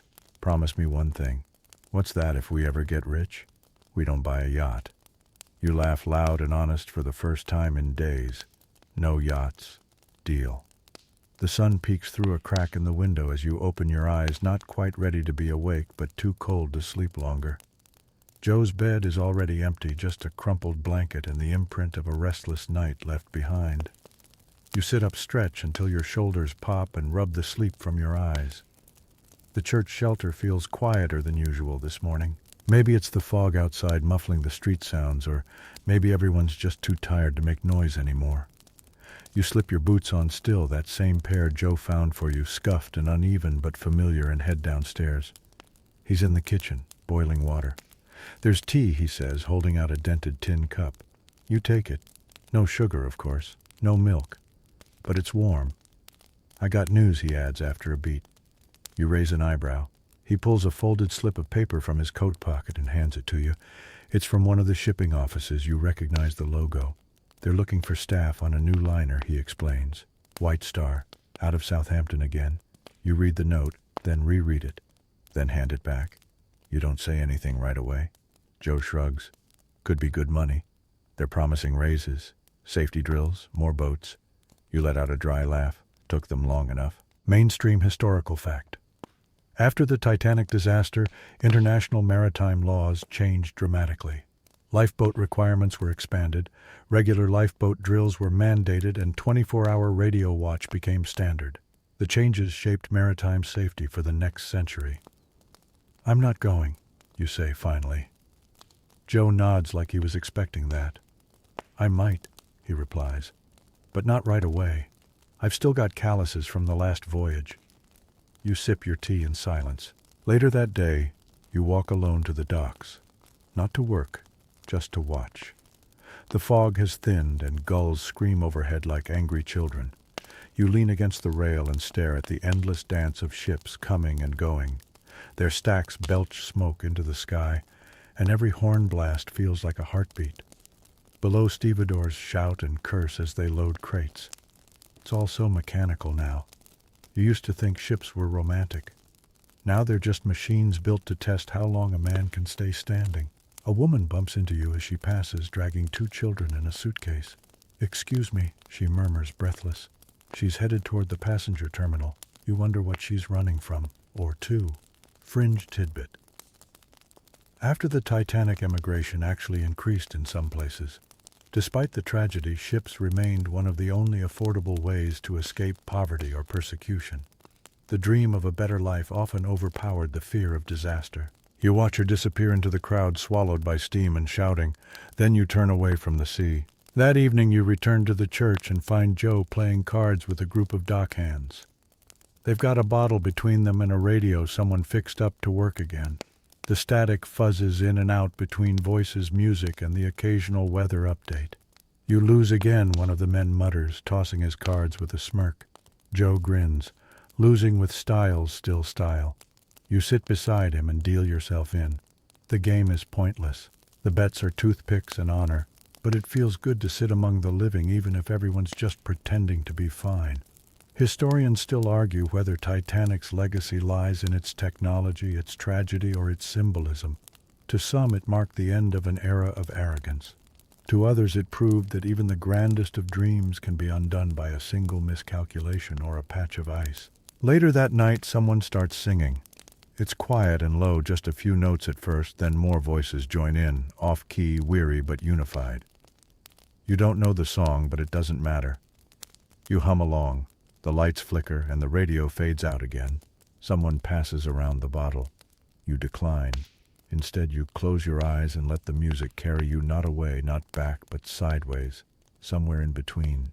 You see the dining room again, the polished silver, the swirl of white-gloved hands pouring wine, then the tilt, the water, the stars, so many stars. You open your eyes, everyone's still singing. You find Joe on the roof again a week later. He's staring at a postcard. Chicago, he says, flipping it around to show you. My cousin says there's work in hotels, elevators, restaurants. You nod. It's far, you reply.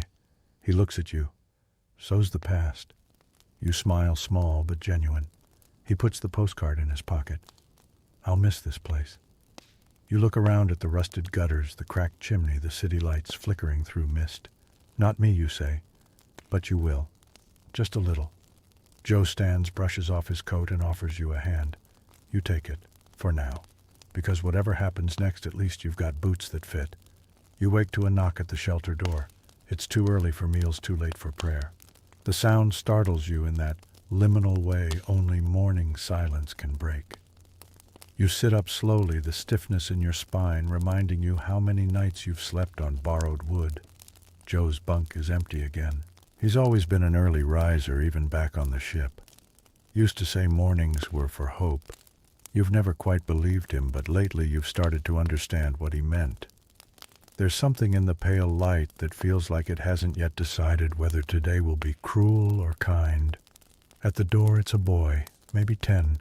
cap too big for his head, hands too small for the folded newspaper he's clutching. "Are you one of the stewards?" he asks, voice cracking. You nod. He holds out the paper, awkward, reverent. "You're in here," he says. "They printed the names.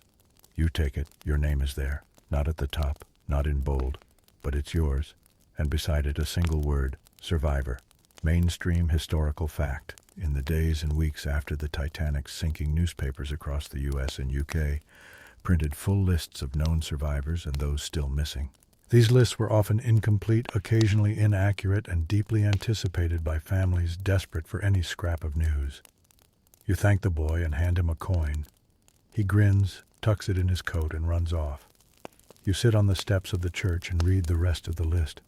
Most names you don't recognize. A few you do. There's Miss Ryerson, quiet, always polite, left half her dinner untouched every night. There's Hartley, the band leader, listed as missing. You close the paper and fold it twice, then once more.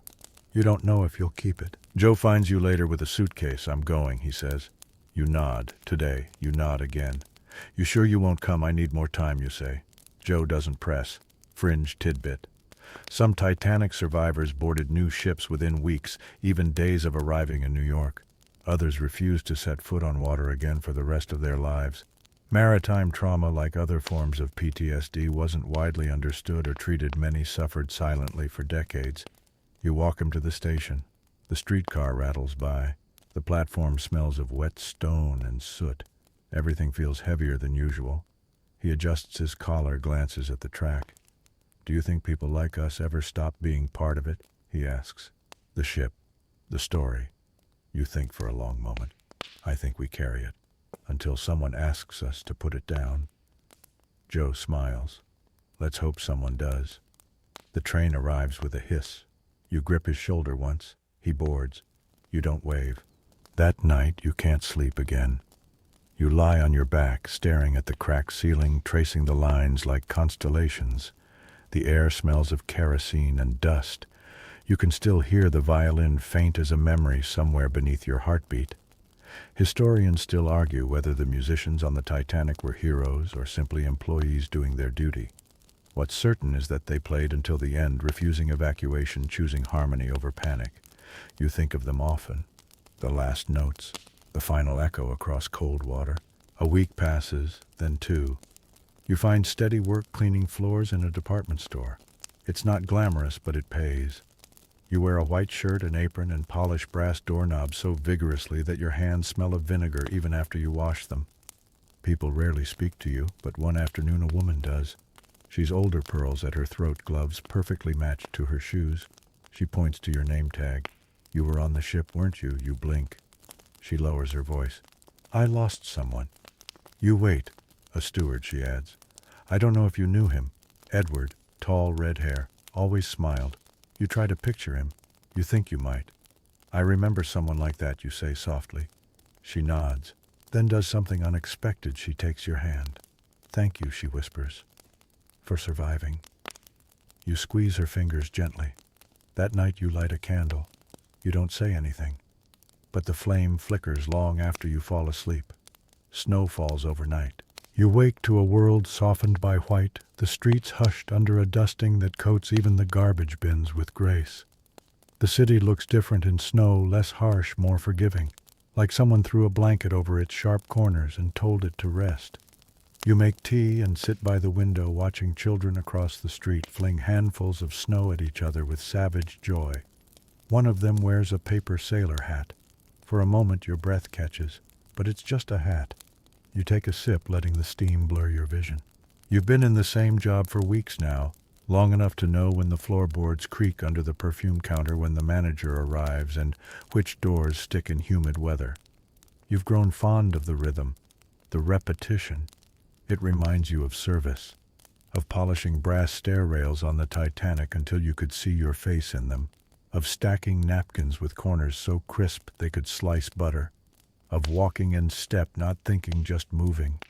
Mainstream historical fact: Titanic's stewards and stewardesses were trained to an exacting standard: hospitality, discretion, punctuality. Many came from working-class families and saw ship service as one of the few respectable upward paths available. The White Star Line was considered one of the most prestigious employers of its kind.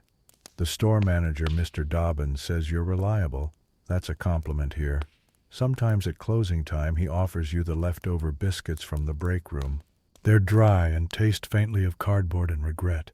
You always accept them with thanks. The nights are lonelier now that Joe's gone. You write to him once. Fold the paper, carefully press the corners flat. You don't say much, just that you hope Chicago is kind, that the lake smells different than the ocean, that you haven't boarded another ship and don't plan to. You never ask if he misses the Titanic, because you both know he does. You just don't say it. Fringe tidbit. Many Titanic survivors developed superstitions afterward, avoiding certain foods served on board, refusing to walk near iceboxes, or refusing to sit near clocks after midnight. Some became deeply religious, others quietly superstitious in their own private whispered ways.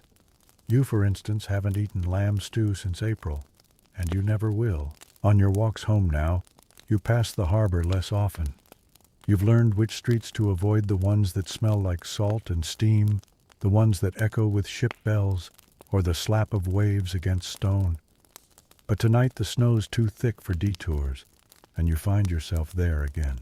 The docks, a ship leaving, its stacks glowing in the dim fog like candles at a vigil. You stop to watch. A family climbs the gangway. A man in a bowler hat kisses a woman's cheek.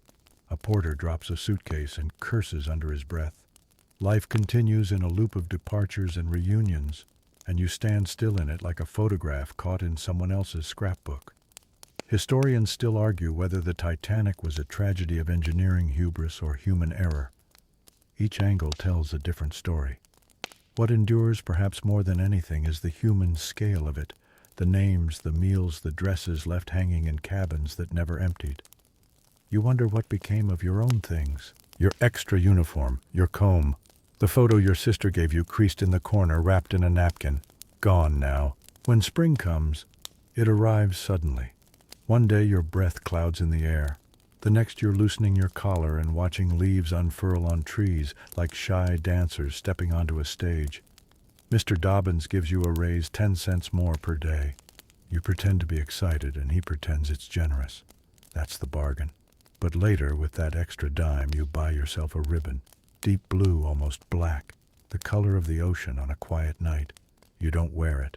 You keep it tucked in your coat pocket, a reminder of stillness, of silence, of nights when the stars were so close it felt like they could fall into your hands. You don't dream of the Titanic anymore. Or maybe you do, but your mind has learned to mute the volume. You wake sometimes with salt in your throat or the echo of footsteps on velvet carpets. But there's no panic, just a dull ache like when you forget something important and can't remember what. It's been nearly a year now. Your hair is longer. Your hands are steadier. You've stopped flinching at the sound of bells. On Sundays, you still walk past the little church down the hill. Not to go inside, you're not sure you believe in any of it. But you stand by the fence and listen to the choir. Their voices drift out through the stained glass, bouncing off the cold stone like birds finding their way home. Mainstream historical fact. In the months and years following the disaster, memorials were held around the world. Cathedrals, small churches, even taverns held services. One of the largest was at St. Paul's Cathedral in London, where thousands gathered to mourn, many of them never having known anyone on the ship personally. One of the sopranos always misses the high note. You wait for it. It comforts you more than if she got it right. One afternoon, a letter arrives from Joe. It's written in pencil, shaky, like he was writing it on a moving train. He says the hotel job isn't as glamorous as promised, but he's managing. He says Americans don't tip well, but at least they try. He's met a woman, a waitress with freckles and a dog named Punch. He's thinking about staying. You reread it twice. Then you smile. You fold it and tuck it into the back of your drawer, next to the ribbon, next to the coin the newspaper boy gave you, next to the only surviving photo of you in uniform. You were younger then, but not braver. That night you do something you haven't done in months. You climb to the roof of the shelter. The city is quiet from up here. Windows glow like tiny fires in the distance. The train yard hums low like someone breathing slowly in their sleep. You settle onto the ledge coat wrapped tight and look up. No clouds tonight, just stars. So many. You remember how they looked above the Atlantic, sharper, colder, almost close enough to cut yourself on. Historians still argue whether it was possible to see the iceberg in time if there had been moonlight. Some believe a moonless night with perfectly calm seas was the worst possible combination. Others insist it was human error, lookouts without binoculars, orders misheard, warnings ignored. You think it was all of it. The sea doesn't need many reasons. Just one is enough. You fall asleep there on the roof, your back against the wall, your heart quiet. When you wake, the sky is turning pink. It's spring again, and there's still coffee to pour, brass to polish, stairs to sweep. The world doesn't pause for grief, but you carry it gently now like a well-worn bag slung over your shoulder. Heavy, yes, but part of you. Fringe tidbit. A few Titanic survivors reported hearing phantom sounds, creaking wood, distant music, water lapping in impossible places for years after the sinking. Some chalked it up to trauma. Others called it a haunting. Either way, it stayed with them long after the newspapers stopped printing their names.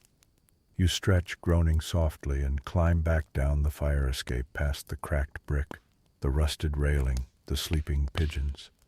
You don't look back. Not this time. Downstairs, someone is laughing. The kettle's already on, and the city, like you, is waking up, quiet, weathered, but still here. By the time April returns, the city is blooming again. Wisteria creeps along the fences outside the park. Fruit vendors shout from beneath striped awnings, their voices layered with wind and dust and children's chatter. Somewhere in all that noise, you realize you've lived a full year without the Titanic, and you're still here. You don't mark the date on the calendar. You don't wear black. You just wake, put on your coat, and lace your boots a little slower than usual. The mirror shows an older version of you, lines that weren't there before, eyes that carry a weight no clock can measure. But there's strength in your spine now, a steadiness. You breathe deeply and open the door. On your walk to work, you pass the harbor. You've avoided it for months, but today, for no real reason, your feet take you there. Maybe it's the warmth in the air, or maybe it's time. A ship is leaving port, smaller than the Titanic, less elegant, but still proud. Its stacks release slow curls of smoke, and families gather with luggage and wide eyes.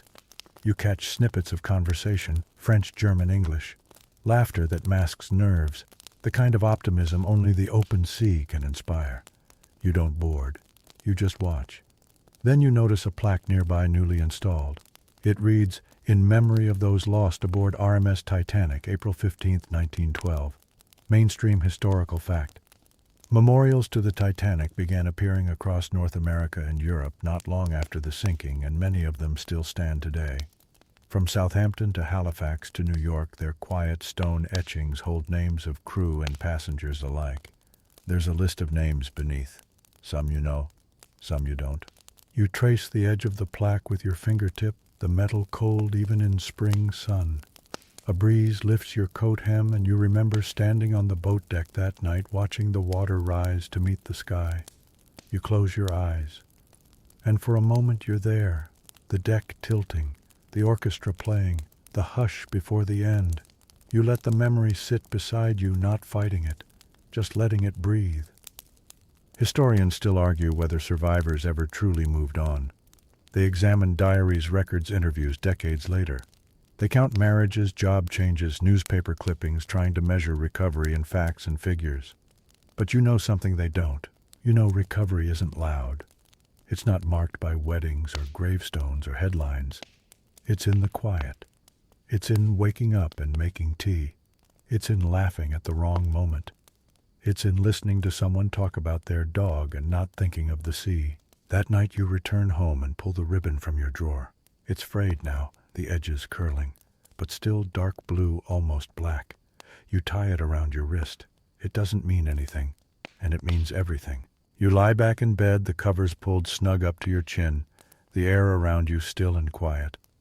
The room is dim now, the city outside softened to a hush. Just the occasional passing car, the rhythmic hum of a distant train, small sounds, safe sounds. Your thoughts drift the way waves do after the storm has passed. Gentle. Easy. There's no ship anymore. No lifeboats to count, no names to remember. Just breath. In and out. You picture the ocean now, not the cold black of that night, but the calm of morning water rippling under soft light, birds wheeling above, the sky a pale canvas, the world forgiven for a while, and you still here, still floating, still whole. Sleep folds itself around your shoulders, light as linen. Your hands loosen. Your heart steadies. Tomorrow will come with brass to polish biscuits, to break stories, to pretend you've forgotten. But not yet. For now, let yourself rest. Let the sea be far away. Let the stars be quiet. And if you dream, let it be of soft music. Nothing else. Just that final, echoing lullaby. One note stretching into silence. And then peace.